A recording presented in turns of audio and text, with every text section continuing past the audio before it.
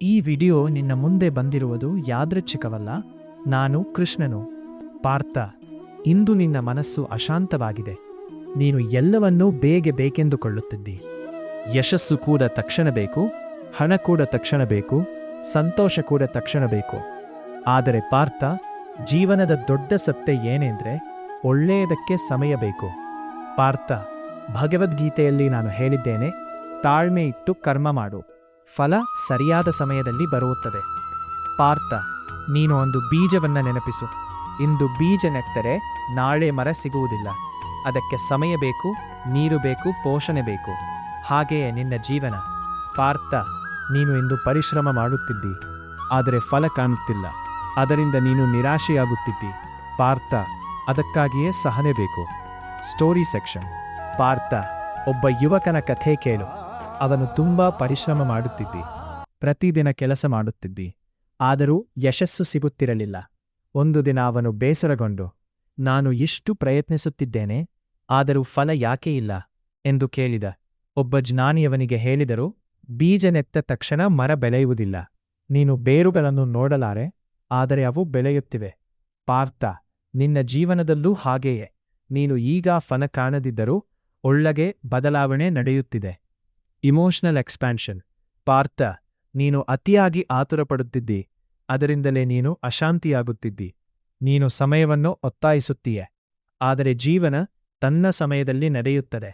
ಪಾರ್ಥ, ನೀನು ಚಂದ್ರನನ್ನು ಎಳೆಯಲು ಸಾಧ್ಯವೇ ಇಲ್ಲ, ಅದು ತನ್ನ ಸಮಯದಲ್ಲಿ ಬರುತ್ತದೆ. ಹಾಗೆಯೇ ನಿನ್ನ ಜೀವನದ ಆಶೀರ್ವಾದಗಳು. ಭಗವದ್ಗೀತಾ ವಿಸ್ಡಮ್.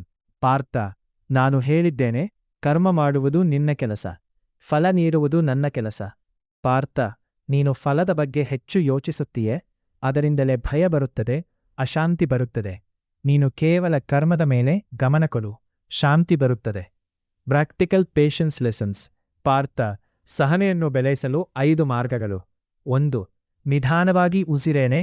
ನೀನು ಕೋಪಗೊಂಡಾಗ, ಅಶಾಂತಿಯಾದಾಗ ಆಳವಾಗಿ ಉಸಿರೇಳೆ, ನಿನ್ನ ಮನಸ್ಸು ಶಾಂತವಾಗುತ್ತದೆ. 2. ಸಮಯವನ್ನು ನಂಬು. ಪ್ರತಿಯೊಂದಕ್ಕೂ ಸರಿಯಾದ ಸಮಯ ಇದೆ, ಅದನ್ನು ಒತ್ತಾಯಿಸಬೇಡ. 3. ಹೋಲಿಕೆ ಮಾಡಬೇಡ. ಇತರರ ಜೀವನವನ್ನು ನೋಡಿ ನಿನ್ನ ಪ್ರಯಾಣವನ್ನು ತೀರ್ಮಾನಿಸಬೇಡ. ಪ್ರತಿಯೊಬ್ಬರ ಸಮಯ ವಿಭಿನ್ನ. 4. ಸಣ್ಣ ಪ್ರಗತಿಯನ್ನು ಗೌರವಿಸು. ಪ್ರತಿದಿನ ಸ್ವಲ್ಪ ಮುಂದೆ ಹೋಗು, ಅದು ಸಾಕು. 5. ದೇವರ ಮೇಲೆ ನಂಬಿಕೆ. ನೀನು ಕಾಣದಿದ್ದರೂ ನಾನು ಕೆಲಸ ಮಾಡುತ್ತಿದ್ದೇನೆ. ಪಾರ್ಥ, ನಂಬಿಕೆ ಇಡು. Meditation session. Ads big time. Partha, ಈಗ ಕಣ್ಣು ಮುಚ್ಚು. ನಿನ್ನ ಜೀವನದ ಒಂದು ಕಷ್ಟವನ್ನು ನೆನಪಿಸು, ಅದರಿಂದ ನೀನು ಎಷ್ಟು ಕಲಿತಿದ್ದೀಯೇ ನೋಡಿ. ಈಗ ನಿಧಾನವಾಗಿ ಉಸಿರೇಳೆ, ಬಿಡು, ಮತ್ತೆ ಉಸಿರೇಳೆ. ನಿನ್ನ ಮನಸ್ಸು ನಿಧಾನವಾಗಿ ಶಾಂತವಾಗುತ್ತಿದೆ. ನೀನು ಸಮಯವನ್ನು ನಂಬಲು ಕಲಿಯುತ್ತಿದ್ದೀಯೆ. Add 5-10 second pauses here. Deep emotional reinforcement. Partha, ನೀನು ತಡವಾಗಿಲ್ಲ, ನಿನ್ನ ಜೀವನ ಮುಗಿದಿಲ್ಲ, ನಿನ್ನ ಸಮಯ ಬರುತ್ತದೆ.